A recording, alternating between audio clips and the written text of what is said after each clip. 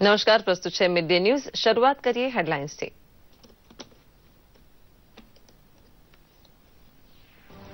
16 વર્ષના નરોડા પાટિયા હત્યાકાંડમાં હાઈકોર્ટનો મહત્વનો ચુકાદો। માયા કોડનાની નિર્દોષ જાહેર, જ્યારે બાબુ બજરંગીની જન્મટીપની સજા યથાવત। શશિકાંત મરાઠી, મુકેશ ઉર્ફે વકીલ, ગણપત નિંદાવાલા અને વિક્રમ છારા પણ નિર્દોષ જાહેર।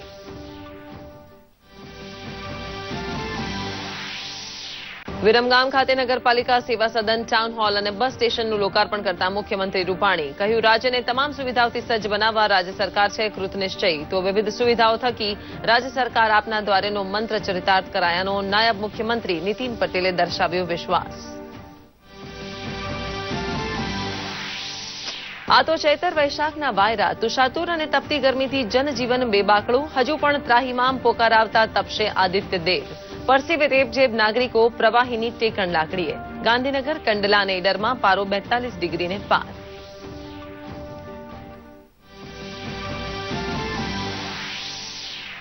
મહિલાઓને સ્વયંસિદ્ધા બનાવવાના પ્રધાનમંત્રી મોદીના પ્રયાસમાં વધુ એક સફળતા। ઓછું ભણેલી મહિલાઓને સ્વાભિમાનપૂર્વકનું જીવન આપવા સુરત મહાનગરપાલિકા દ્વારા પિંક ઓટો પ્રોજેક્ટનો કરાયો પ્રારંભ।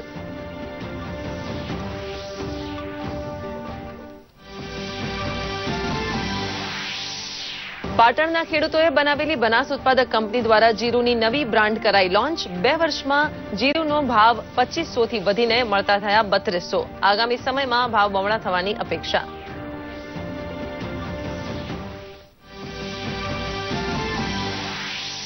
સહિયારા ભવિષ્ય તરફ આગેકૂચમાં 53 દેશોના મશાલચી લંડનમાં થયા એક મંચ પર ઉપસ્થિત। શાંતિ, સમૃદ્ધિ, સુરક્ષા, સદભાવનાનો મુકાયો કુંભ। કોમનવેલ્થ દેશોના પ્રમુખોનું મહામંથન।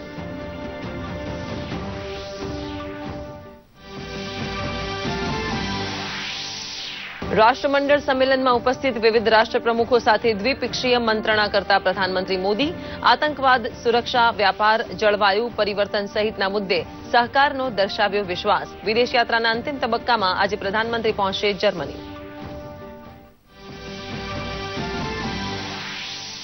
21મી કોમનવેલ્થ ગેમ્સમાં ગોલ્ડ જીતી લાવનારા સુરતના હરમનકામીત બનેલા હરમીતને ₹33 લાખનો પુરસ્કાર। શક્તિદૂત યોજના હેઠળ રાજ્ય સરકારે અત્યાર સુધી ફાળવ્યા ₹1,09,00,000ના પુરસ્કાર।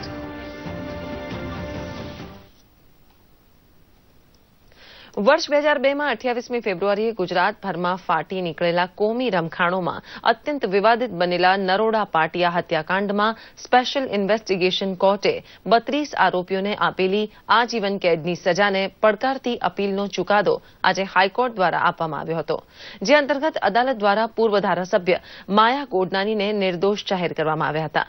બીજી તરફ બાબુ બજરંગી સહિત અનેક આરોપીઓની સજા યથાવત રાખવામાં આવી હતી। ઉલ્લેખનીય છે કે ગોધરા કાંડ બાદ અમદાવાદમાં જે હુલ્લડો ફાટી નીકળ્યા હતા, તેમાં નરોડા પાટિયા વિસ્તારમાં 97 લોકોની હત્યા કરવામાં આવી હતી। આ અંગે રચવામાં આવેલી સીટ દ્વારા 61 આરોપીઓ સામે આરોપનામું મૂકવામાં આવ્યું હતું અને કુલ 327 લોકોના નિવેદન લેવાયા હતા, જેમાં ભાજપના બાબુ બજરંગી, માયા કોડનાની સહિત 32 લોકો સામે ગુનાહિત કાવતરાના આરોપ હેઠળ અનેક લોકો આ હત્યાકાંડમાં સંકળાયેલા હોવાનો આરોપ મુકાયા બાદ સીટ અદાલતે 32 વ્યક્તિઓને સજા કરી હતી, જેમાં ડોક્ટર માયા કોડનાનીને 28 વર્ષની, જ્યારે બાબુ બજરંગીને આજીવન કેદની સજા ફટકારાઈ હતી, જ્યારે 7 લોકોને 21 વર્ષની સજા કરાઈ હતી। આ સજા સામે હાઈકોર્ટમાં અપીલ કરવામાં આવતા આજે સુનાવણી યોજાઈ હતી, જેમાં 14 આરોપીઓને દોષિત ગણી તેમની સજા યથાવત રાખવામાં આવી હતી, જ્યારે 17 લોકોને નિર્દોષ જાહેર કરાયા હતા, જેમાં માયાબેન કોડનાનીને બેનિફિટ ઓફ ડાઉટના આધારે નિર્દોષ જાહેર કરાયા હતા, જ્યારે બાબુ બજરંગીની આજીવન કેદની સજા યથાવત રાખવામાં આવી હતી।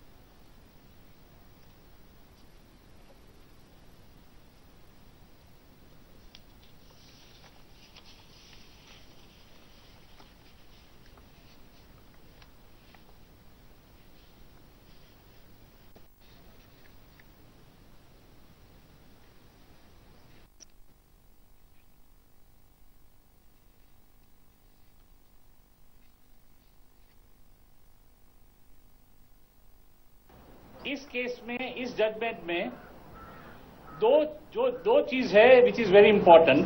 कोर्ट जो है वो दो विटनेस की थियरी पर गए हैं। एक आदमी को देखने के लिए अगर दो विटनेस ने बोला और वो जो क्रेडिबल होते हैं उन्होंने बोला तो उनको मान लिया जाता है कि ये मॉब में शामिल थे और ये कार्य करने में शामिल थे। इसी तरह 12 आरोपी को, एक्यूज को उन्होंने सजा कायम करी और बाकी को उन्होंने छोड़ दिया। 3 जन, बाबू बजरंगी, प्रकाश राठौड़ एंड सुरेश लंगड़ो छारा, वो 3 जन का उन्होंने 120B क्रिमिनल कॉन्स्पिरेसी में भी लगाया है, क्योंकि उन्होंने जो तहलका, जो न्यूज़पेपर है तहलका, वहां उसका स्टिंग ऑपरेशन हुआ था, वो स्टिंग ऑपरेशन को नहीं माना, वो जो सीडीज वगैरह थी उसको, क्योंकि वो दूसरी केस में थी आई थी, और सबको 21 साल की सजा विदाउट रेमिशन, जो 12 आदमी और थे उनको 21 साल की सजा विदाउट रेमिशन। નરોડા પાટિયા કેસનો હાલ જે ચુકાદો આવ્યો છે તેના વિશે વધુ માહિતી જાણીએ અમારા સંવાદદાता मेघना। थोड़ा बढ़ाइए थोड़ा सा। वहाँ पे माया कोडनानी जी को निर्दोष जाहिर कर दिया गया है और किन किन को निर्दोष जाहिर किया और क्या सिचुएशन है वहाँ पे, बताएंगी?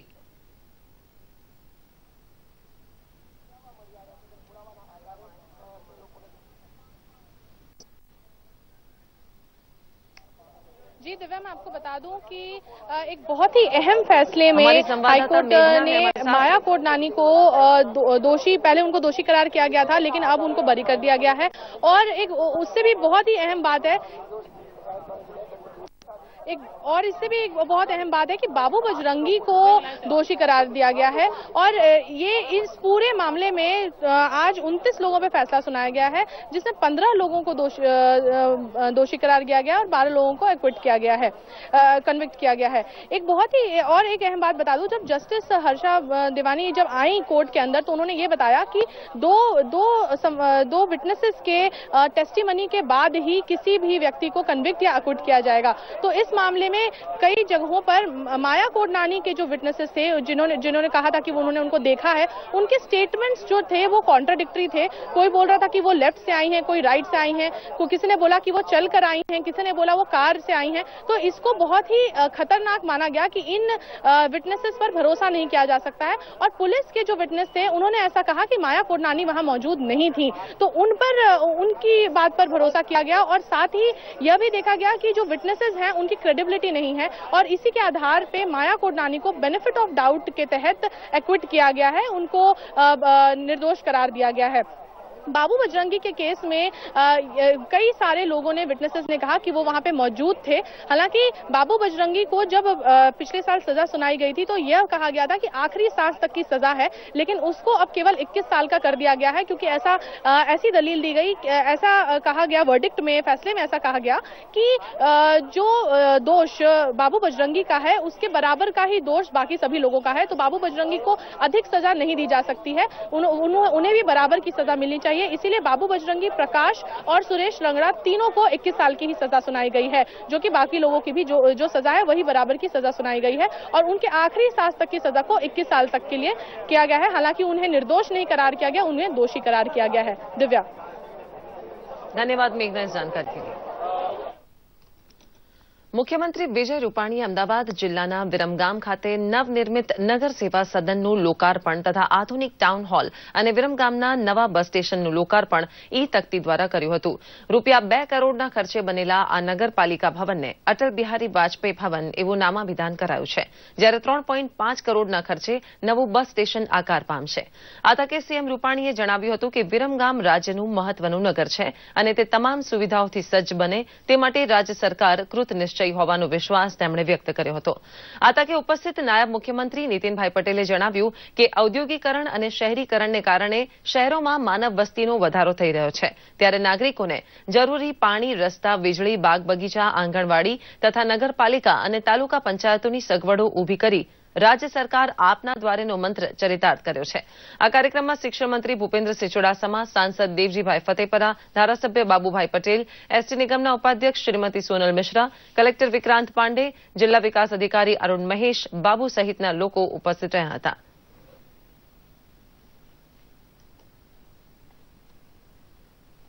રાજ્ય સરકાર રાજ્યના વિકાસમાં મ્યુનિસિપાલિટી, સરકાર, ડિપાર્ટમેન્ટ, એસટી જેવા બોર્ડ અનેક કરોડોના કામોના ખાતમુહૂર્ત અને લોકાર્પણ કરી રહ્યું છે। કરોડો રૂપિયાના ખર્ચે આ બધી વ્યવસ્થાઓ ઊભી કરવામાં આવી રહી છે। એક મારે જાહેરાત કરવાની છે। આ ભવનનું નામ કરોડો દેશવાસીઓના લોકપ્રિય અટલ બિહારી વાજપેયી ભવન તરીકે આ નામની આજે જાહેરાત કરીએ છીએ અને એના નામથી આ ભવન ઓળખાશે અને વાજપેયીજીની કાયમી સ્મૃતિ આપણે જાળવીશું। ગુજરાતમાં ચકચાર મચાવનાર 12 કરોડના બિટકોઇન મામલામાં અમરેલીના પીઆઈ અનંત પટેલની અડાલજ પાસેથી ક્રાઇમ બ્રાન્ચે ધરપકડ કરી છે। આ કેસમાં અનંત પટેલ સહિત 9 પોલીસ કર્મચારીઓ સામે ગુનો દાખલ કરાયા બાદ કેટલાકની ધરપકડ કરવામાં આવી હતી। ક્રાઇમ બ્રાન્ચે પીઆઈની ધરપકડ કરતા પોલીસ બેડામાં તરખાટ મચી ગયો છે। અમરેલી પંથક સહિત માત્ર ગુજરાત જ નહીં પરંતુ દેશભરમાં ચકચાર મચાવનારા બિટકોઇન કેસમાં સીઆઈડી ક્રાઇમે ગુનો નોંધ્યો હોવાની જાણ થતાં પીઆઈ અનંત પટેલ ફરાર થઈ ગયા હતા। 12 કરોડના બિટકોઇન કૌભાંડમાં 2 પોલીસ કર્મચારીને ડીજીપીએ સસ્પેન્ડ કર્યા હતા, જ્યારે બિટકોઇન કેસમાં લાપતા પીઆઈ અનંત પટેલની કાર ગીર વિસ્તારમાંથી બિનવારસી મળી આવી હતી। ગુજરાતના કેટલાક ભાગો સહિત સૌરાષ્ટ્ર અને કચ્છમાં તીવ્રથી અતિ તીવ્ર હીટવેવની પરિસ્થિતિ સર્જાઈ હતી, જેના કારણે રાજ્યના ઘણા ખરા સ્થળોએ ગરમીનો પારો 40 ડિગ્રી સેલ્સિયસને પાર કરી ગયો હતો। રાજ્યમાં સૌથી વધુ તાપમાન કંડલા એરપોર્ટ ખાતે 42.6 ડિગ્રી તો ઈડરમાં 42.2 ડિગ્રી, ગાંધીનગરમાં 42 ડિગ્રી સેલ્સિયસ તાપમાન નોંધાયું હતું। રાજ્યના હવામાન વિભાગે આગામી દિવસોમાં તાપમાન વધવાના સંકેત આપ્યા હતા।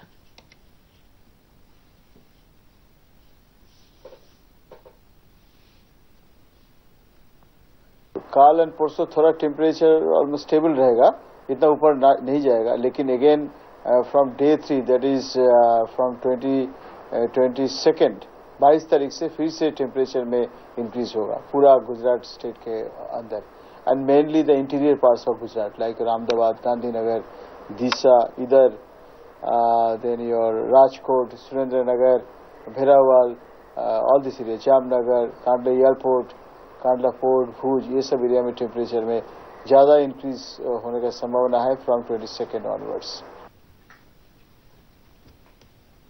રાજકોટ સહિત સૌરાષ્ટ્રભરમાં દિવસે દિવસે તાપમાનમાં ભારે વધારો જોવા મળી રહ્યો છે। રાજકોટમાં ગઈકાલે ચાલુ વર્ષનું સૌથી વધુ તાપમાન નોંધાયું હતું। રાજકોટ શહેરમાં પહેલા 43.6 ડિગ્રી તાપમાન રહ્યું હતું અને ગઈકાલે પણ 43 ડિગ્રી તાપમાન રહ્યું હતું। રાજકોટ મહાનગરપાલિકાના કમિશનર બંછાનિધિ પાનીએ થોડા દિવસ પહેલા યલો એલર્ટ જાહેર કર્યું હતું। મનપા કમિશનરે સૂચના આપી છે કે લોકો 1 વાગ્યાથી 4 વાગ્યા સુધી બિનજરૂરી ઘરની બહાર ના નીકળે અને પ્રવાહી પીવાનું પ્રમાણ વધુ રાખે। સાથે જ વધુમાં જણાવ્યું હતું કે જો ઓરેન્જ એલર્ટ જાહેર કરવામાં આવશે તો આગામી દિવસોમાં શાળા કોલેજના સંચાલકો સાથે બેઠક યોજી શાળા કોલેજના સમયમાં ફેરફાર કરવા તેમજ મનપાના કર્મચારીઓના સમય અંગે પણ ફેરફાર કરવામાં વિચારણા કરવામાં આવશે। येलो अलर्ट जाहिर करी नाखवामां आवेल छे। तमाम लोकोने जानकारी मळे एना साथे साथे लोको पोते पण केवी रीते ध्यान राखी शके एना माटे शुं करवुं अने शुं ना करवुं एना माटे एक जाहेर व्यवस्था एलईडी साइन बोर्ड्स एटले खास करीने जे तमाम स्वैच्छिक संस्थाओ अने राजकोट महानगरपालिकाना तमाम लोकोने एना माटे एक तकेदारी राखवा माटे सूचना आपवामां आवेल छे। खास करीने जे मेडिकल सेंटर्स छे ए लोकोने हीट वेव माटे संपूर्ण रीते ट्रेनिंग आपवामां आवेल छे अने तैयार करवामां आवेल छे। अत्यारे हीट वेवना संदर्भे तमाम डिपार्टमेंट शुं कामगीरी करशे ए लोकोने जाण करवामां आवेल छे। तो आगामी दिवसोमां राजकोट महानगरपालिका थोड़ुंक जे शेड्यूल वर्क शेड्यूल अने कन्स्ट्रक्शन वर्कर्स आ तमाम लोकोना जे शेड्यूलिंगमां कामगीरी जे छे ए खास करीने जाळववामां आवशे। મહિલાઓને ખરા અર્થમાં સ્વયં સિદ્ધા બનાવવાનો પ્રધાનમંત્રી નરેન્દ્ર મોદીનો પ્રયાસ આખરે સફળ થયો છે। ઓછું ભણેલી પરંતુ સ્વાભિમાનથી જીવી શકે તે હેતુથી સુરત મહાનગરપાલિકા દ્વારા પિંક ઓટો પ્રોજેક્ટની શરૂઆત થઈ છે। મહિલાઓ દ્વારા સંચાલિત આ પિંક ઓટો રિક્ષા મહિલાઓની સુરક્ષાને ધ્યાનમાં લઈને શરૂ કરાઈ છે. અર્બન કમ્યુનિટી ડેવલપમેન્ટ ડિપાર્ટમેન્ટ તથા સુરત મહાનગરપાલિકાના સંયુક્ત ઉપક્રમે પિંક ઓટો પ્રોજેક્ટની શરૂઆત થઈ છે. માત્ર 8મું ધોરણ પાસ થયેલી મહિલાઓને સુરત મહાનગરપાલિકા દ્વારા 20 દિવસ સુધી રિક્ષા ચલાવવાની સઘન તાલીમ આપવામાં આવે છે. સાથે જ કમ્પ્યુટરની પણ તાલીમ આપવામાં આવે છે. તમામ તાલીમ નિઃશુલ્ક આપવામાં આવે છે. ત્યારબાદ સુરત મહાનગરપાલિકા દ્વારા મહિલાઓને લાયસન્સની વ્યવસ્થા પણ કરી આપવામાં આવે છે. પ્રધાનમંત્રી મુદ્રા યોજના હેઠળ મહિલાઓને 1,80,000 રૂપિયાની લોન આપવામાં આવે છે. મહિલાઓ સ્વરોજગારી મેળવી શકે તે હેતુથી પિંક પ્રોજેક્ટ શરૂ થયો છે. સામાન્ય ફોર્મ આવે છે જે કંઈ વાજપેયી બેન્કેબલ યોજના છે અને સુરત મહાનગરપાલિકા અમલીકૃત દીનદયાળ અંત્યોદય નેશનલ અર્બન લાઇવલીહુડ મિશન છે. આ બે યોજનાના પ્રિસ્ક્રાઇબ ફોર્મ છે, ફોર્મ ભરવાના. એની સાથે એક જ્યાં રિક્ષા ખરીદવાના છે એનું કોટેશન એ લોકો ઓરિજિનલ રજૂ કરવાનું રહે છે. हम जितना महीने में कमाते थे यहाँ तो हम हफ्ते में उतना कमा सकते हैं और पूरा दिन मैं चलाती नहीं हूँ. सुबह चलाती हूँ 3 घंटा, शाम को 4 घंटा चलाती हूँ. 1,000-1,200 का मेरा आराम से काम हो जाता है और पूरा दिन अपने बच्चों को, परिवार को टाइम भी दे पाती हूँ. मुझे पर्वत पाटिया जाने का था तो मैं ये लेडीज की ऑटो थी, ये ऑटो में बैठकर पर्वत पाटिया गई. तो लेडीज ऑटो में बैठे तो सुरक्षित रहते, इसके लिए लेडीज ऑटो में बैठना पसंद हुआ. હું પહેલા કારખાનામાં કામ પર જતી હતી, એમાં 200 રૂપિયા રોજ મળતા હતા. હવે હું આ રિક્ષા લીધી છે, 8 મહિના થઈ ગયા છે. એમાં 600 રૂપિયા જેવું મારું કામ થાય છે અને મારું ઘરનું પણ બધું કામકાજ કરીને હું જાઉં છું. અત્યારે મારા પાસે પૈસા પણ બચે છે અને છોકરાને પણ ભણાવું છું. मैं पहले साड़ियों में लेस लगाती थी, सिलाई काम करती थी. उसमें बच्चों का ना घर का किराया भी नहीं दे सकती थी, बहुत तकलीफ थी. तो 10 दिन के ट्रेनिंग मिली कॉम्प्रेस में. हमको लाइसेंस सब सूरत महानगर पालिका ने फ्री ऑफ बना दिया, उसके कुछ पैसे नहीं लिए और यूनिफॉर्म के साथ हमको ये ऑटो मिला. रिक्शा लेने के बाद तो जाने पूरी मेरी लाइफ ही बदल गई. पहला मैं बहुत तकलीफ थी, रोज 800-1,000 रुपये, तो अब मैं रिक्शा चलाती तो घर पे लेके ही जाती हूँ.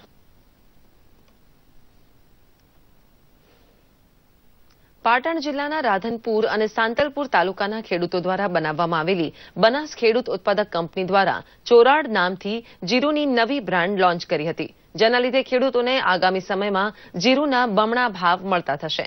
જોઈએ એક report.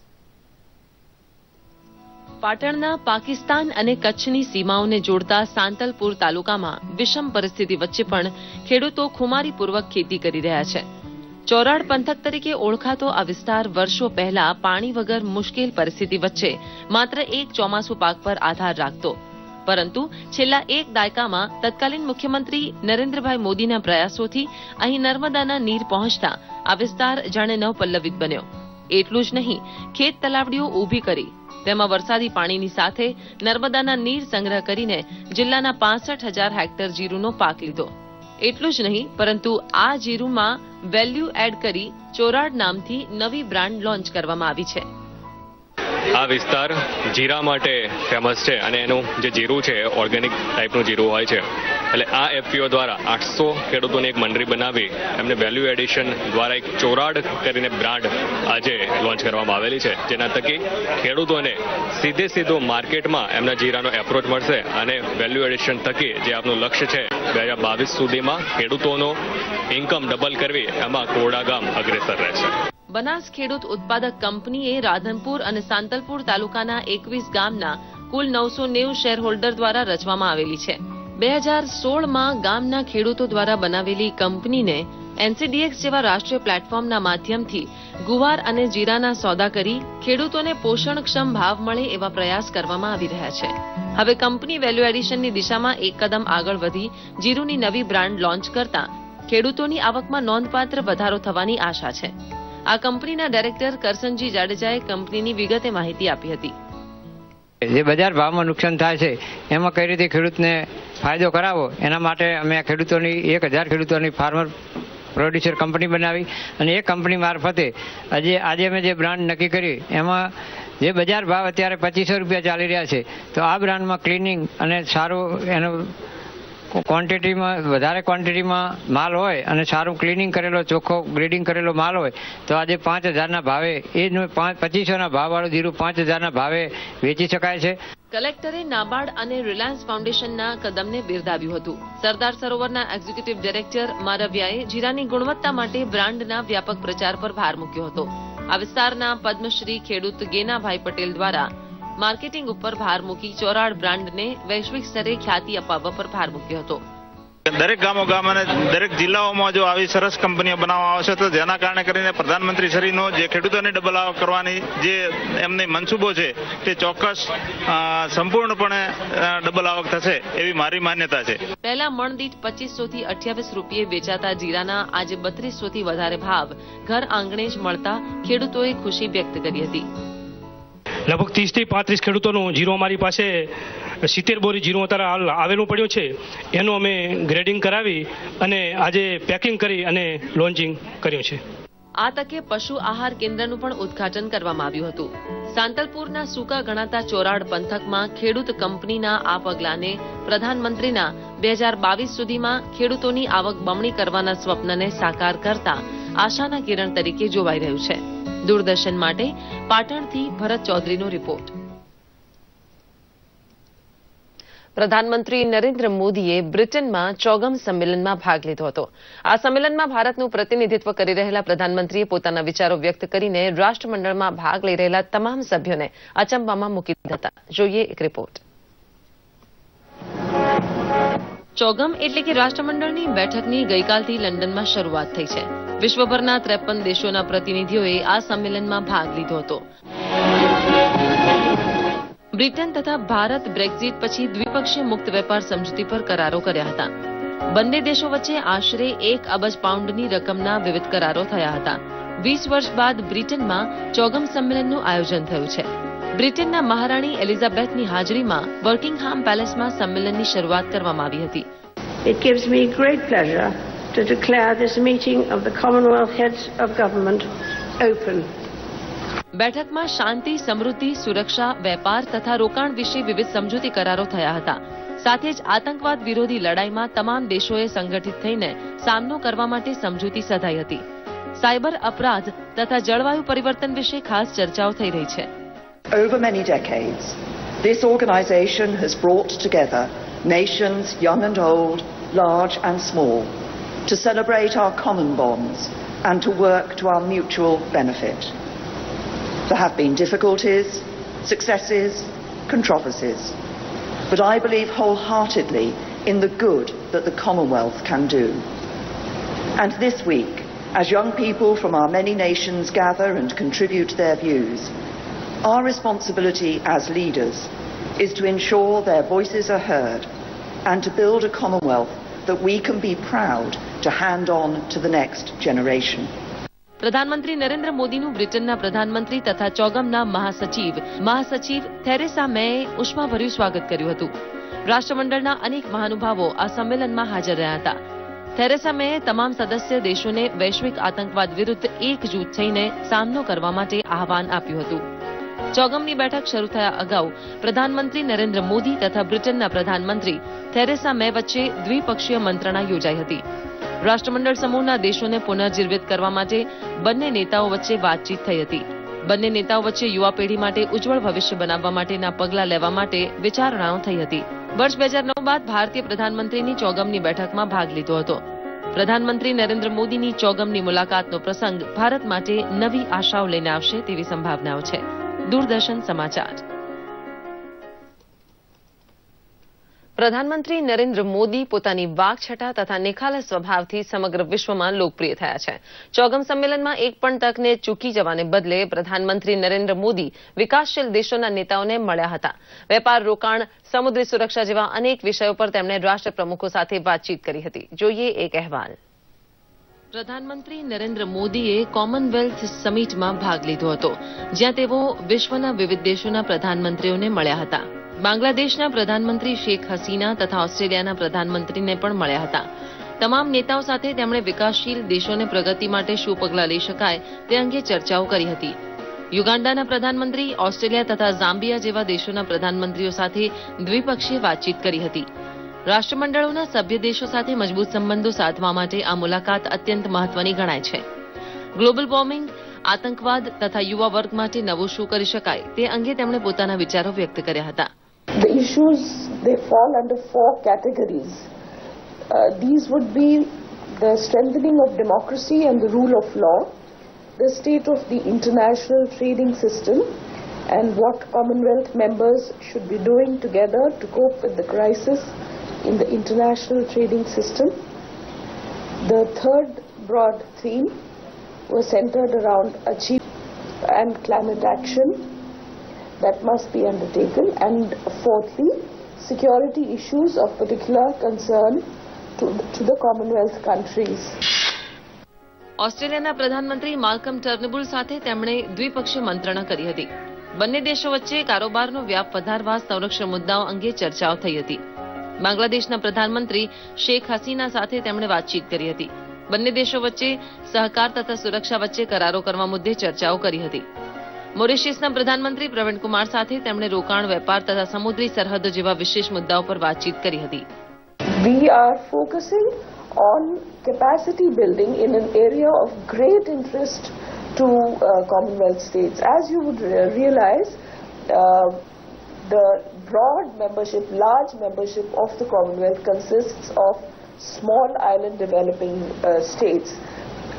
Moreover, a number of other Commonwealth countries are also coastal countries. So ocean-related issues are of great concern to Commonwealth countries. So we are going to help build the capacity for our Commonwealth friends through the Commonwealth Secretariat by organizing capacity building training programs at the National Institute of Oceanography in Goa. પ્રધાનમંત્રી નરેન્દ્ર મોદી ઝામ્બિયાના રાષ્ટ્રપતિ સાથે વાતચીત કરી બંને દેશો વચ્ચે સંબંધો મજબૂત બનાવવા અંગે દ્વિપક્ષીય મંત્રણા કરી હતી. વિવિધ દેશોના રાષ્ટ્રપ્રમુખો સાથેની પ્રધાનમંત્રી નરેન્દ્ર મોદીની મુલાકાત ભારતના ઉજ્જવળ ભવિષ્યની એક નિશાની છે. પાડોશી દેશો વચ્ચે સુમેળભર્યા સંબંધો જાળવી રાખવાનો પ્રધાનમંત્રીનો પ્રયાસ ભારતની આગામી પેઢી માટે આશીર્વાદરૂપ પુરવાર થાય તેમ મનાય છે. દૂરદર્શન સમાચાર. 3 દેશોની યાત્રાના અંતિમ પડાવમાં પ્રધાનમંત્રી નરેન્દ્ર મોદી આજે જર્મની પહોંચશે. પોતાની જર્મનીની મુલાકાત દરમિયાન પીએમ જર્મન ચાન્સેલર એન્જેલા મર્કેલની મુલાકાત લેશે તથા દ્વિપક્ષીય મંત્રણા પણ કરશે. બંને દેશો વચ્ચે વ્યાપારિક ક્ષેત્રમાં આતંકવાદ વિરોધી સુરક્ષા તથા શાંતિ સહિતના અનેક મુદ્દાઓ વિશે વાતચીત થાય તેવી સંભાવનાઓ છે. 21મી કોમનવેલ્થ ગેમ્સ 2018માં ટેબલ ટેનિસ રમતમાં ભારતને ગોલ્ડ મેડલ અપાવનારા સુરતના યુવા ખેલાડી હરમીત દેસાઈને ખેલ પ્રતિભા પુરસ્કાર અન્વયે ₹33 લાખનો ચેક અર્પણ હતો. આ પુરસ્કાર રાજ્યના મુખ્યમંત્રી વિજયભાઈ રૂપાણીએ આપ્યો હતો. હરમીત દેસાઈને ટેબલ ટેનિસની રમતમાં 2015માં વર્લ્ડ ચેમ્પિયનશિપ તથા એશિયન ચેમ્પિયનશિપમાં ગોલ્ડ મેડલ મેળવીને ગુજરાતનું ગૌરવ આંતરરાષ્ટ્રીય સ્તરે વધારવા માટે રાજ્ય સરકાર દ્વારા અત્યાર સુધીમાં શક્તિદૂત યોજના હેઠળ ₹1,09,96,000ની સહાય તેમજ પુરસ્કાર રાશિથી સન્માનિત કરવામાં આવ્યા છે. અત્રે એ નિર્દેશ કરવો આવશ્યક છે કે વર્તમાન પ્રધાનમંત્રી અને તત્કાલીન મુખ્યમંત્રી શ્રી નરેન્દ્રભાઈ મોદીએ રાજ્યના પ્રતિભાવંત ખેલ પ્રતિભાઓને યોગ્ય માર્ગદર્શન, કોચિંગ અને તજજ્ઞતા મળી રહે તે હેતુથી 2007થી શક્તિદૂત યોજનાનો પ્રારંભ કરાવેલો છે. હવે જોઈએ સોશિયલ મીડિયામાં ટ્રેન્ડ થયેલા ખાસ સમાચારોનો અમારો રિપોર્ટ સોશિયલ મીડિયામાં.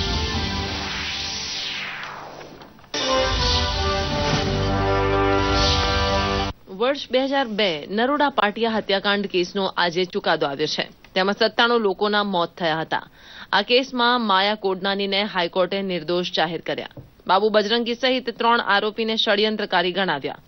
ત્યારે ટ્વિટર પર #નરોડા પાટિયા, #બાબુ બજરંગી, #માયા કોડનાનીનો ટ્રેન્ડ ચાલી રહ્યો છે.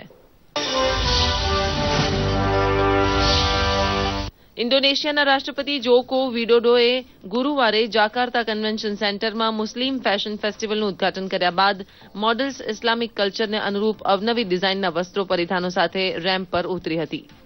યુટ્યુબ પર આ વિડીયો મોટી સંખ્યામાં જોવાઈ રહ્યો છે.